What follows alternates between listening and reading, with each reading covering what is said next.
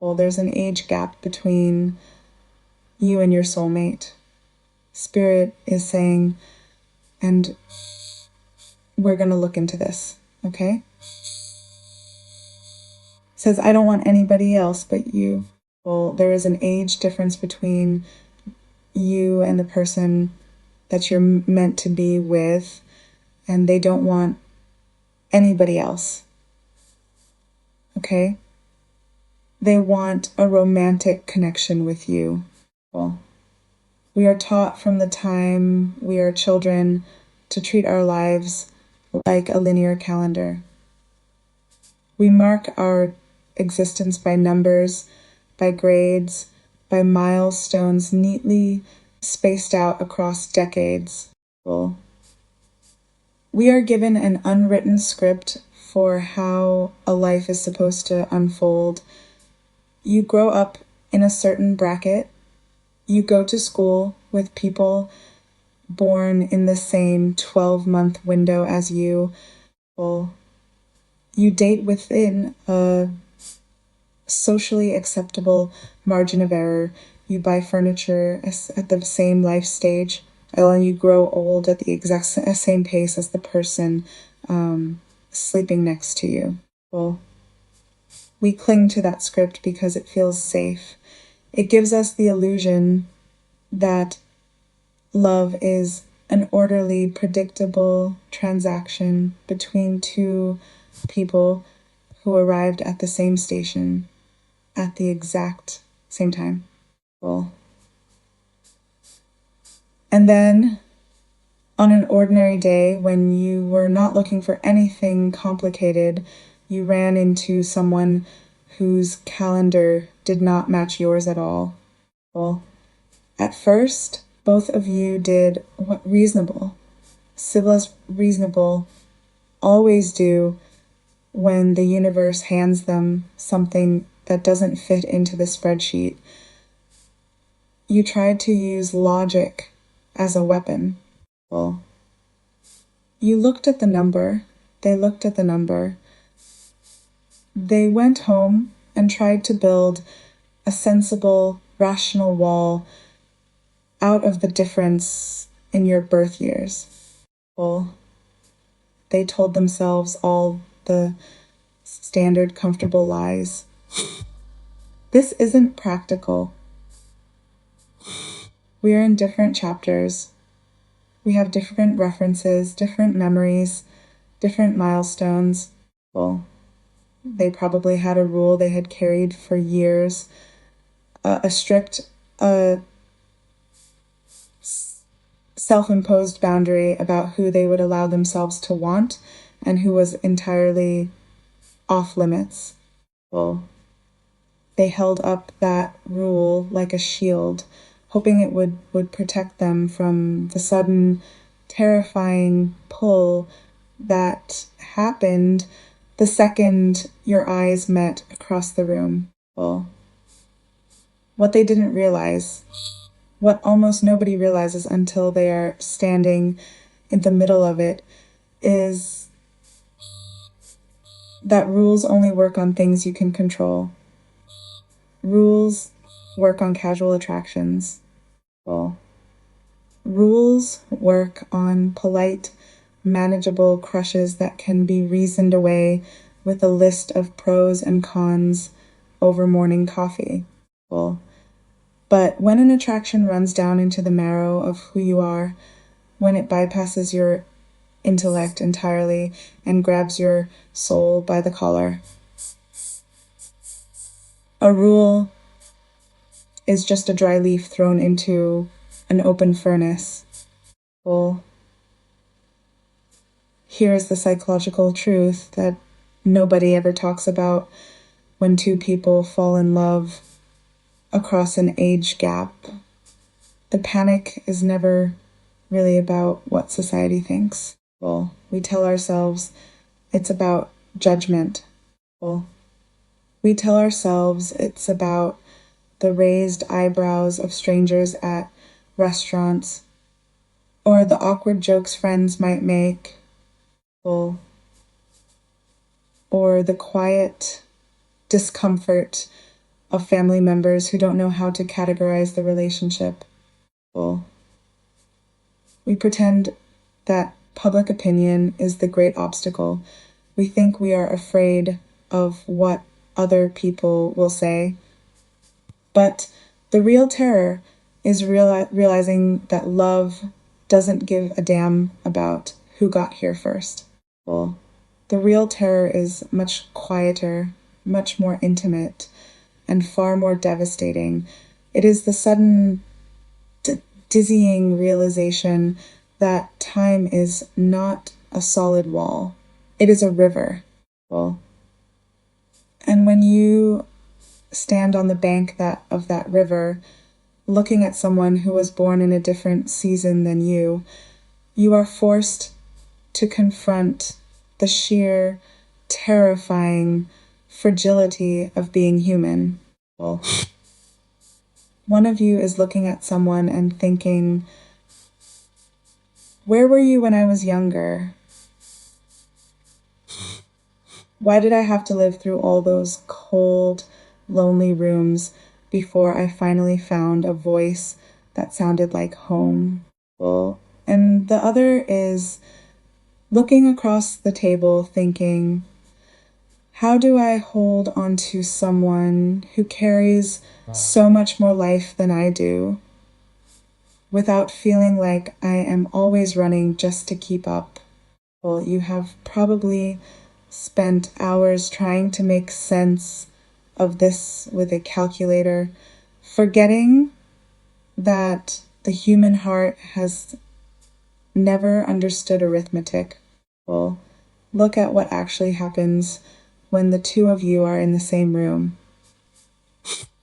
The numbers evaporate. Well, the chronological distance that looks so significant on a piece of paper simply collapses the moment your voices touch. Well, you start talking about something utterly trivial.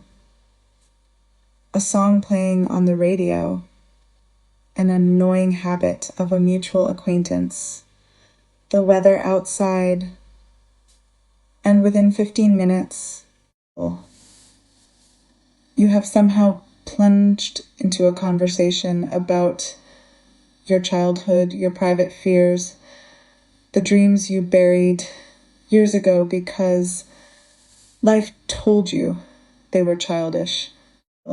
And the specific ache of feeling like an outsider in your own skin. Time stops moving in a straight line. An hour feels like 4 seconds. A 3-minute silence between you carries more weight, more understanding, and more safety than 3 years of polite conversation with someone born 3 months apart from you. Why does that happen? Well, because emotional maturity is not a function of how many times you have orbited the sun. Well, emotional maturity is the consequence of how honestly you have processed your grief, how bravely you have faced your own shadows, and how willing you are to show up in the world without a mask. You two didn't meet at the same chronological age. You met at the exact same depth, and that depth is intoxicating. If this person is older than you, watch the way they look at you when they think you aren't paying attention. They look at your energy, your fire, your uncorrupted spontaneity, and they feel like someone who has spent 20 years living in a black and white photograph suddenly being dragged out into a field of wild, uncurated color. Before you arrived, their life had settled into the dull, predictable rhythm of adult responsibility. They had their career, their bills, their routine, their quiet compromises. They had convinced themselves that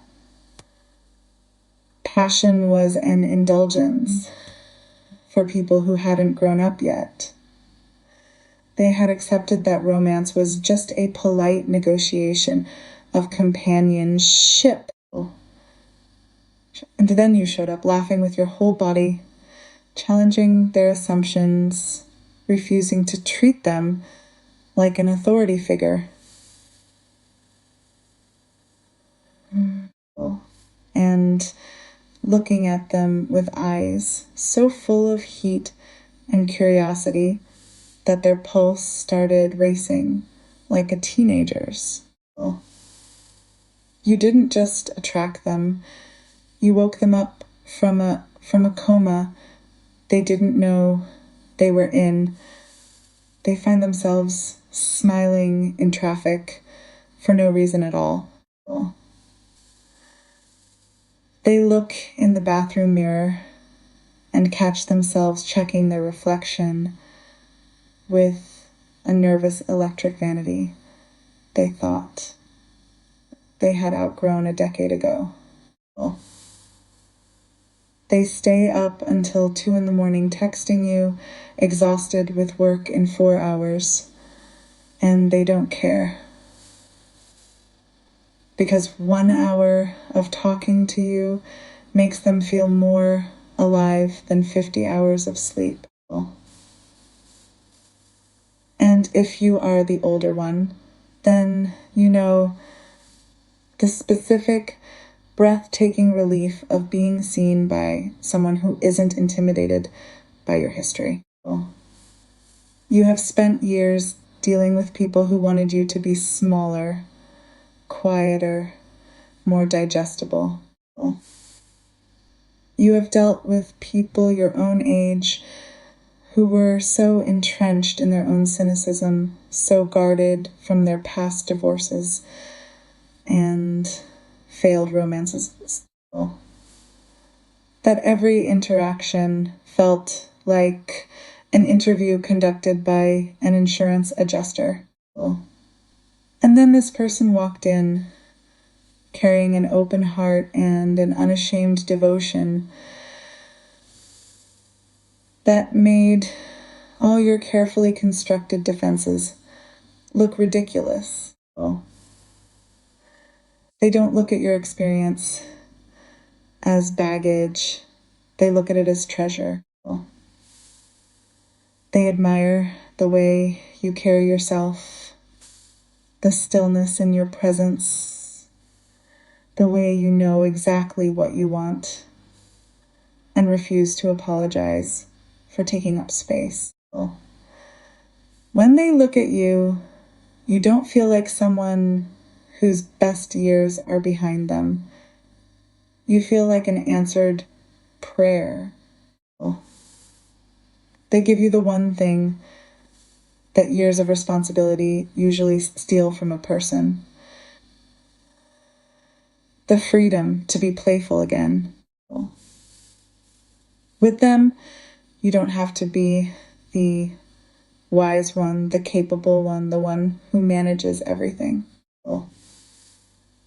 You can just let your hair down, lean back against the cushions, and let someone else look at you with the raw, unguarded wonder of a person's who think you are the most magnificent thing that has ever walked into their life.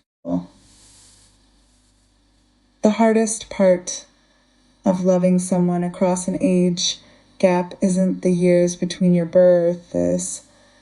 It's the quiet grief of the years you spent breathing without knowing they existed. That is the bittersweet undercurrent that runs beneath all the heat and all the laughter. There are moments when you will sit together, listening to a story about their past, a school dance they went to, a concert they saw, a neighborhood they grew up in, and a sudden sharp ache will hit you right in the center of your chest.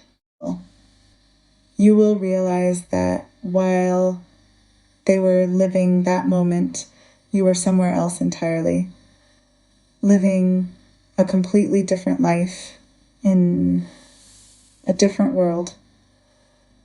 You cannot rewrite the timeline. You cannot bridge the physical years that separate the days you arrived on this earth. And yet, that very impossibility is what makes the connection so fierce, so urgent, and so completely resistant to casual handling. Because when you know that time is asymmetric, you stop taking ordinary afternoons for granted. You don't waste 3 days playing games over text messages. You don't sit on opposite sides of a couch pretending you don't feel the air vibrating between your bodies. You realize that every single conversation, every shared meal, every lingering look in a crowded hallway, it is something stolen back from the vast, indifferent machinery of the universe. Look at the physical tension that has been building between you. It has taken on a sharp, almost forbidden intensity that neither of you can turn off. It isn't just that you find each other attractive, though the attraction is so thick it practically leaves a physical scent in the room. It is that the age difference adds an unspoken electric friction to every single touch.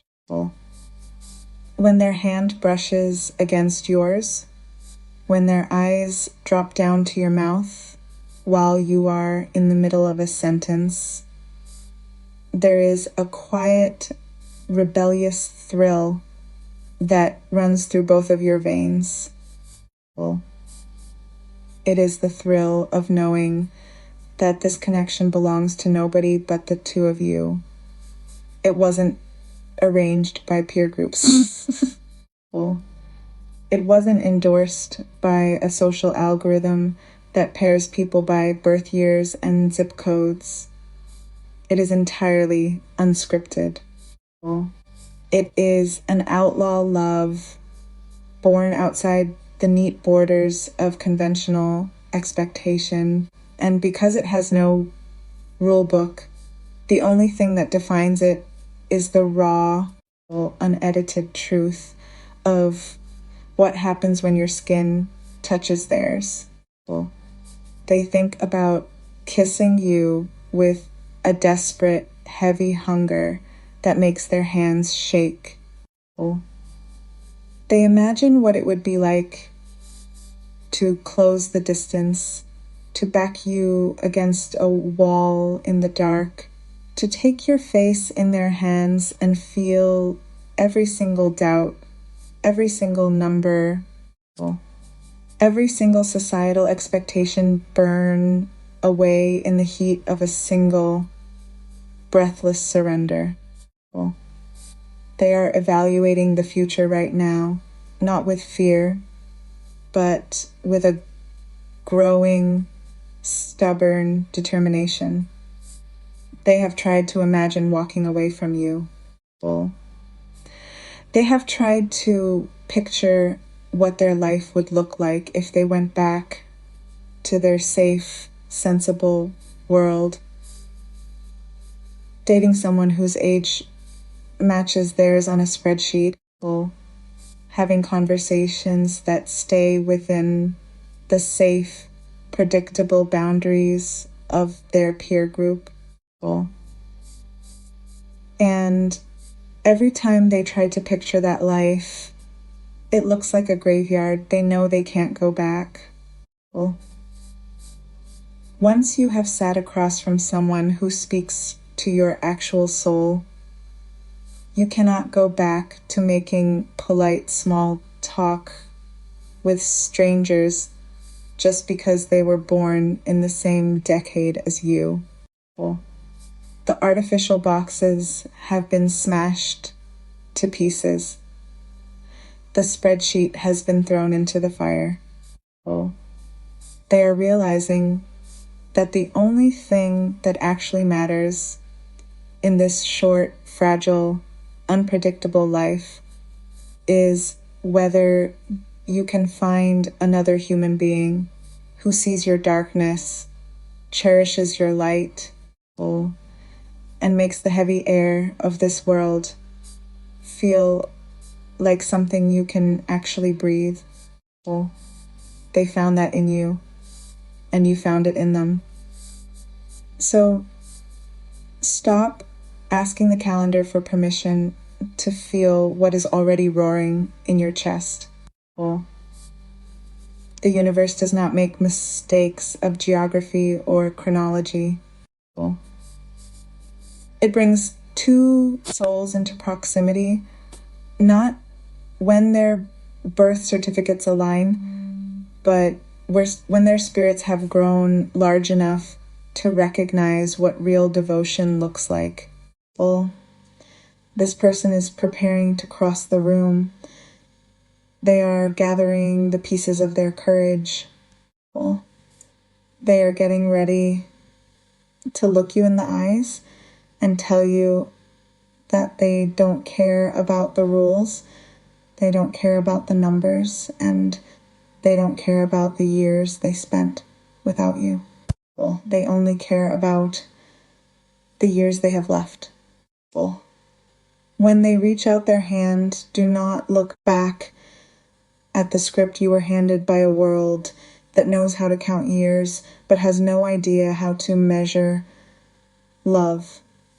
Take their hand, step off the calendar, and let them love you in the only time that's ever truly existed.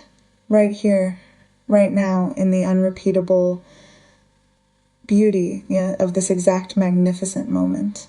Okay, I'm hearing that you are going to be approaching life in a completely different way, like from a very elevated perspective. I'm hearing specific words like elegance, luxury high-rise for some reason. So you could have a dream to live in a luxury high-rise or penthouse apartment. But also you're such an energy activator. You awaken and activate, I'm hearing like people's chi energy or something like that. Like you wake people up. You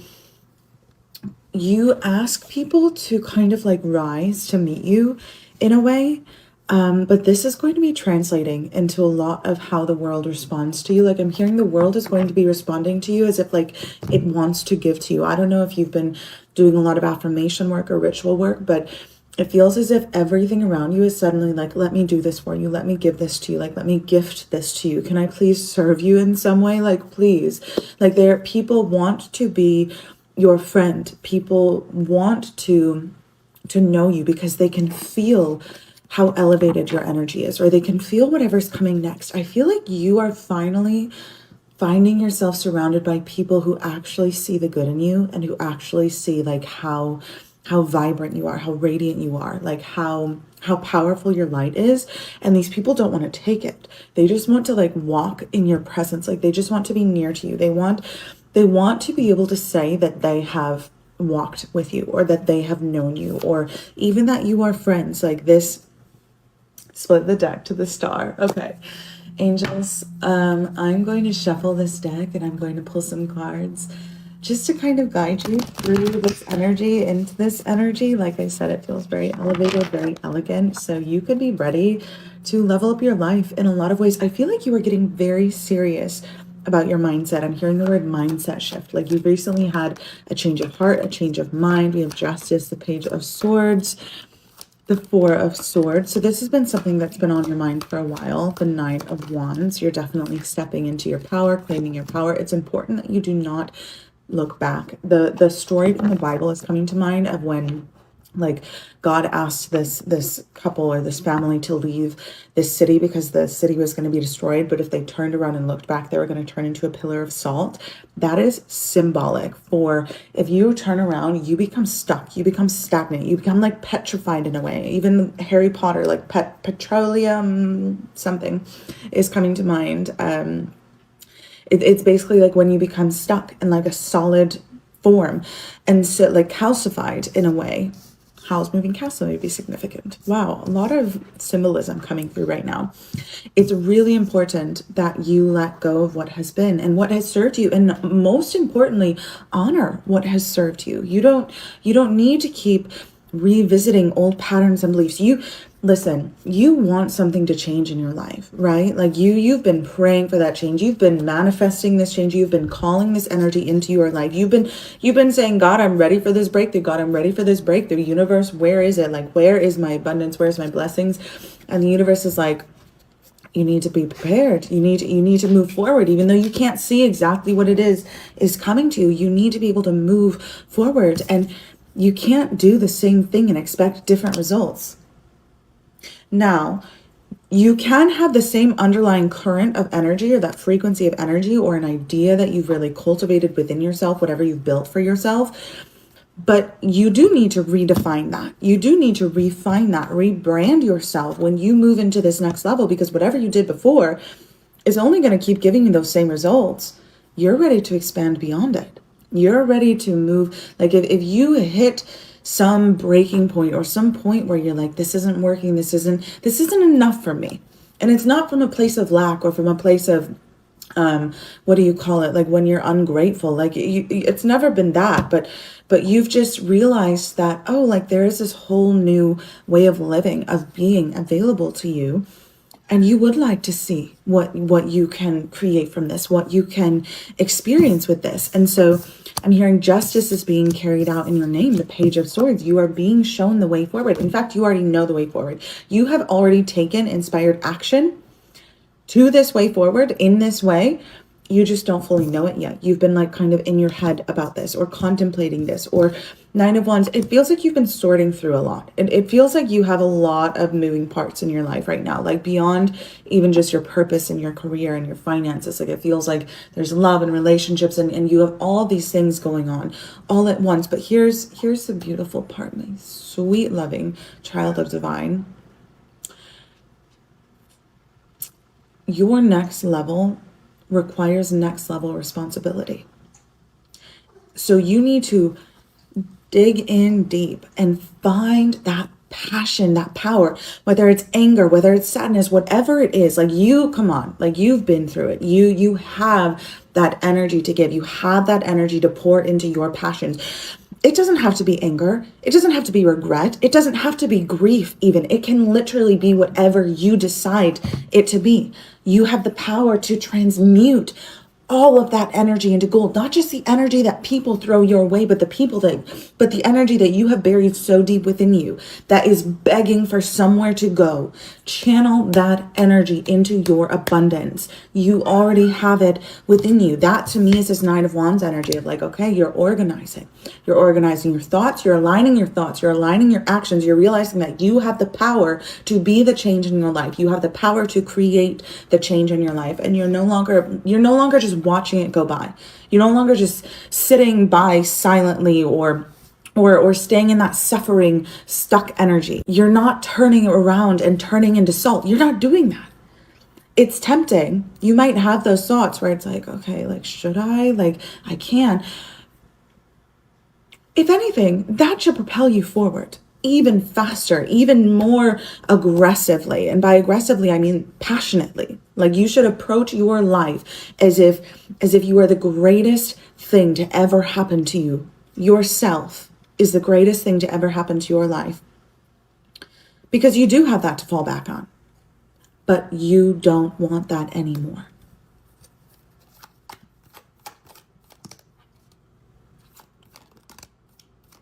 Yeah, this is a new beginning. This This is also calling a new beginning in love in a lot of ways. This is leading to some type of union. This could also be partnership, divine partnership. If you are trying to get investments, there's investments in your future. There are people who want to work with you. There are people who want to be a part of what you are building, because what you are building, it's powerful. Why is it powerful? Because you have so much energy, overflow of energy to channel into what you are creating and call in that abundance. Flip that pain into passion, into gold. That is what you are here to do in this world. And the Six of Cups, this is that new emotional beginning where you realize, oh, I can feel my emotions. I can explore and express and have fun with my emotions, or you know, just stay with them, remain with them when they're more difficult. But they don't have to control my narrative. They don't get to decide my life. I do.